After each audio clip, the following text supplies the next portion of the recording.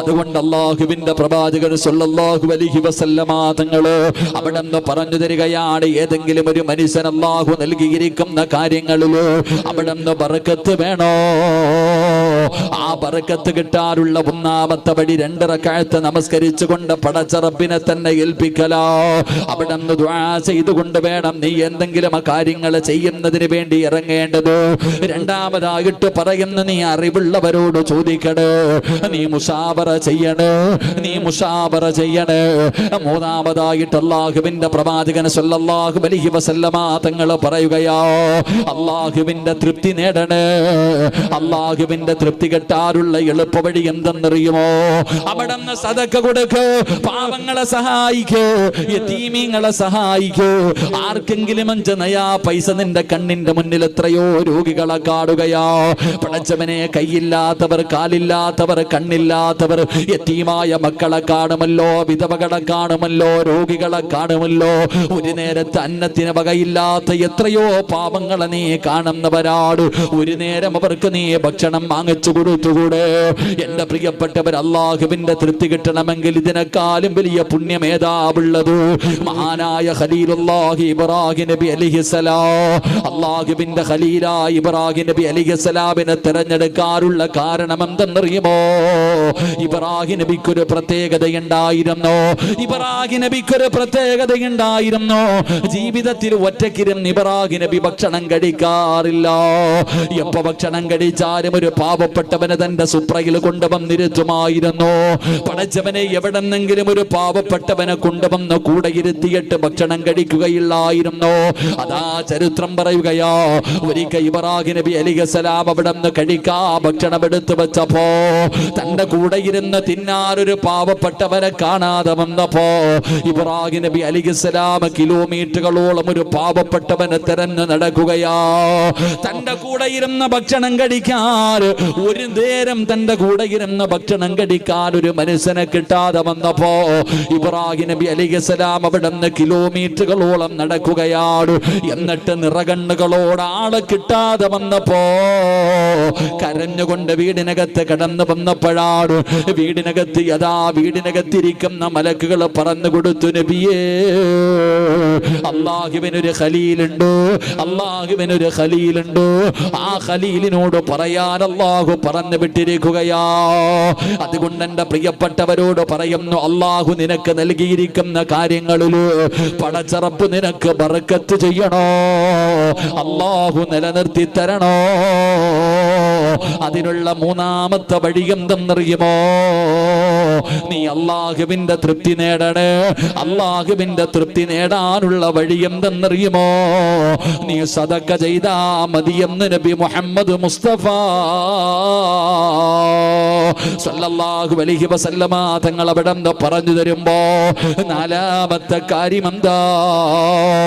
അല്ലാഹുവിന്റെ പ്രവാചകൻ സല്ലല്ലാഹു അലൈഹി വസല്ലമ തങ്ങൾ പറയുകയാ, നാലാമത്തെ കാര്യം, അല്ലാഹുവിന്റെ തൃപ്തി ലഭിച്ചു കഴിഞ്ഞാൽ, അല്ലാഹുവിന്റെ തൃപ്തി ലഭിച്ചു കഴിഞ്ഞാൽ പിന്നെ വേണ്ടത് ആരുടെ തൃപ്തി എന്നറിയോ?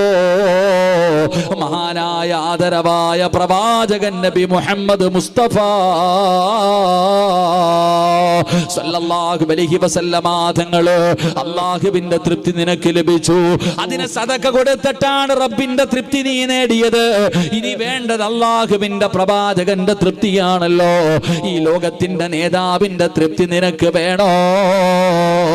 അതിനുള്ള എളുപ്പ വഴി എന്തെന്നറിയോ? അല്ലാഹുവിന്റെ വിശുദ്ധമായ ഖുർആൻ പാരായണം ചെയ്യണേ. എന്റെ പ്രിയപ്പെട്ടവരെ, നിനക്ക് അല്ലാഹുവിന്റെ പരിശുദ്ധമായ ഖുർആൻ പാരായണം ചെയ്യാൻ അറിയുമല്ലോ. നീ ചോദിക്കുമല്ലോ, എന്തിനാ ഉസ്താദ് മരണ വീട്ടിൽ പോയാലും കല്യാണ വീട്ടിൽ പോയാലും ഏത് വീടിന്റെ താമസം കേറലിന് പോയാലും എവിടെ പോയാലും യാസീൻ ഓതുന്നല്ലോ, എവിടെ പോയാലും യാസീൻ ഓതുന്നുണ്ടല്ലോ. എന്തിനാ ഇത് ഓതുന്നത്? ഇല്ലെങ്കിൽ ഇഖ്ലാസും ഫലക്കും നാസും എന്തിനാ ഓതുന്നത്? എന്റെ പ്രിയമുള്ള സഹോദരാ, അല്ലാഹുവിന്റെ പ്രവാചകന്റെ തൃപ്തി നേടാനുള്ള എളുപ്പവഴി എന്തെന്നറിയോ? പരിശുദ്ധമായ ഖുർആൻ പാരായണം ചെയ്താൽ, ഒരു യാസീൻ ഓതിയാൽ അല്ലാഹുവിന്റെ പ്രവാചകന്റെ തൃപ്തി നിനക്ക് ലഭിക്കുമെന്ന് ആദരവായ പ്രവാചകൻ നബി മുഹമ്മദ് മുസ്തഫ. ആദരവായ പ്രവാചകൻ നബി മുഹമ്മദ് മുസ്തഫ എന്ത് വേണം? നീ ഒരു പുതിയ വീട് വെച്ചു, ഈ വീടിന്റെ അകത്ത് നിനക്ക് സന്തോഷവും സമാധാനവും ബറക്കത്തും വേണമെങ്കിൽ എന്ത് ചെയ്യണം? യാസീൻ ഓത്. ഒരു ഖുർആൻ എടുത്തു വെച്ചിട്ട് ഒരു ഫാത്തിഹയും ആ ഇഖ്ലാസും ഫലക്കും നാസുവെങ്കിലും ഓത്. നീ ഓതിയ മുത്തി നബിയുടെ പൊരുത്തം നിനക്ക് ലഭിക്കുമെന്ന് നബിയിന റസൂലുള്ളാഹി. ഇപ്പം നമ്മൾ ചോദിക്കുന്നത് എന്തിനാ ഓതന? ഉസ്താദിന് പൈസ വാങ്ങാനല്ലേ? ഇതെവിടെ പോയാലും, മരിച്ച വീട്ടിൽ പോയാലും, കല്യാണ വീട്ടിൽ പോയാലും, പാലുകാച്ചി കിടക്കുന്ന വീട്ടിൽ പോയാലും, കുറ്റിയടിക്കുന്നിടത്ത് പോയാലും, പള്ളിപ്പറമ്പിൽ പോയാലും യാസീൻ. നിനക്ക് യാസീനിന്റെ ഗുണം അറിയാത്തോണ്ടാ. യാസീൻ യാസീൻ എന്ന് പറയുന്ന സൂറത്തുണ്ടല്ലോ, ആ സൂറത്തിന്റെ പ്രത്യേകത എന്തെന്നറിയുവോ? ഇത് ഓതുന്നത് എന്തിനു വേണ്ടിയാണോ അത് അള്ളാഹു അവന് കൊടുക്കുമെന്ന് നബിയിന റസൂലുള്ളാഹി. നബിയിന റസൂലുള്ളാഹി. എടാ, യാസീൻ ഓതുന്ന സമയത്ത് പടച്ചവന് എനിക്ക് നീ മക്കളെ തരണമെന്ന നീയത്തോടു കൂടിയാണ് നീ ഓതുന്നതെങ്കിൽ മക്കളെ കിട്ടും. പൈസ കിട്ടണമെന്ന നീയത്താണെങ്കിൽ യാസീൻ ഓതുന്ന ഒരു മനുഷ്യൻ എന്ത് നീയത്തിലാണോ ഇത് ഓതുന്നത്, എന്ത് നീയത്തിലാണോ നീ യാസീൻ ഓതുന്നത്, അത് ഓതാ. പറഞ്ഞ കടയിൽ പോക യാസീൻ ഓതാ തങ്ങന്മാര് പറയല്ലോ. ഞാൻ ഈ അടുത്തൊരു കാസർഗോഡ് ഒരു കടയിൽ പോയപ്പോൾ പറഞ്ഞു, ഉസ്താദെ കടയിൽ കച്ചവടമൊന്നുമില്ല. ഞാൻ പറഞ്ഞടാ ചങ്ങാതി, രാവിലെ കട തുറന്നേക്കുമ്പോൾ നീ യാസീൻ ഓത്. ഞാൻ ഓതാറുണ്ട് ഉസ്താദ് യാസീൻ, ഞാൻ ഓതാറുണ്ട് ഉസ്താദ് യാസീൻ. ഞാൻ ചോദിച്ചാൽ ആര് ഓതാറുണ്ട്? മൊബൈൽ ഓതാറുണ്ട്, ഓണാക്കി വെച്ചിരിക്കുക. എൻ്റെ പൊന്നാര സഹോദരങ്ങളെ, നിങ്ങൾ യാസീൻ ഓത്. ഇനി യാസീൻ ഓതാൻ പറ്റുന്നില്ലെങ്കിലും നിന്റെ കടയ്ക്കകത്ത് പോകുമ്പോൾ, നിന്റെ വീടിനകത്ത് പോകുമ്പോൾ, എന്തേ വീടിനകത്ത് സമാധാനമില്ലാത്തത്? നബി സല്ലല്ലാഹു അലൈഹി വസല്ലമ തങ്ങൾ പറഞ്ഞു, 5 കാര്യങ്ങൾ 5 സ്ഥലങ്ങളിൽ ഇരുന്ന് കരയും. 5 കാര്യങ്ങൾ 5 സ്ഥലങ്ങളിൽ ഇരുന്ന് കരയും. ആ കണ്ണുനീര് നിനക്ക് നാശമാ. അള്ളാഹു നമ്മളെ കാത്തിരക്ഷിക്കുമാറാകട്ടെ. അള്ളാഹു നമ്മളെ കാത്തിരക്ഷിക്കുമാറാകട്ടെ. 5 കാര്യങ്ങൾ 5 സ്ഥലങ്ങളിൽ ഇരുന്ന് കരയുന്നുണ്ടെന്നാ. അള്ളാഹു നമ്മളെ കാത്തിരക്ഷിക്കുമാറാകട്ടെ. ഒന്നാമത്തെ കാര്യം, പള്ളിയിൽ നിസ്കരിക്കാൻ ആളില്ലെങ്കിൽ പള്ളി കരയും. അള്ളാന്റെ പള്ളിക്കകത്ത് നിസ്കരിക്കാൻ ആളില്ലെങ്കിൽ പള്ളി കരയും. പള്ളി കരഞ്ഞ ആ നാട് നശിക്കും. അള്ളാഹു കാക്കുമാറാകട്ടെ. ഉറക്കപ്പറ, അള്ളാഹു കാക്കുമാറാകട്ടെ. എങ്ങനെ പ്രസിഡന്റ് നിസ്കരിക്കാനൊക്കെ ഉണ്ടോ? പ്രസിഡന്റും ചിരിച്ചു. അതിനകത്ത് എല്ലാ അർത്ഥമുണ്ട്. അള്ളാഹു ഈമാൻ നൽകുമാറാകട്ടെ. നരച്ചിക്ക് കൊറോണ വന്നപ്പോൾ പറഞ്ഞു ലോക്ക്ഡൗൺ ആണ്, പള്ളിയിലെ ഉസ്താദന്മാര് മാത്രം നിസ്കരിച്ചാൽ മതി, ബാക്കി എല്ലാവരും വീട്ടിൽ നിസ്കരിക്കാൻ. ഓ, കരച്ചിലോടെ കരച്ചില് അല്ലേ?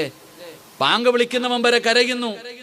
ആദ്യമായിട്ട് എൻ്റെ ഒരു ജുമാ മുടങ്ങി, എന്തൊരു സങ്കടം. പഠിച്ചവനെ ഒളിച്ചും പാത്ത് നിസ്കാരം തുടങ്ങി. പോലീസ് പൊക്കി, ഒളിച്ചും പാത്ത് നിസ്കരിക്കാൻ തുടങ്ങി. അവസാനം പോലീസ് പിടിച്ചു, കേസെടുത്തു. അവസാനം കുറച്ചു കഴിഞ്ഞപ്പോ നമ്മുടെ മുഖ്യമന്ത്രി തന്നെ പറഞ്ഞു, 10 പേർക്ക് നിസ്കരിക്കാം, 40 പേർക്ക് നിസ്കരിക്കാം. ഇമാമ നോക്കി നിൽക്കുക, 40 പേരെ കാണുന്നില്ല.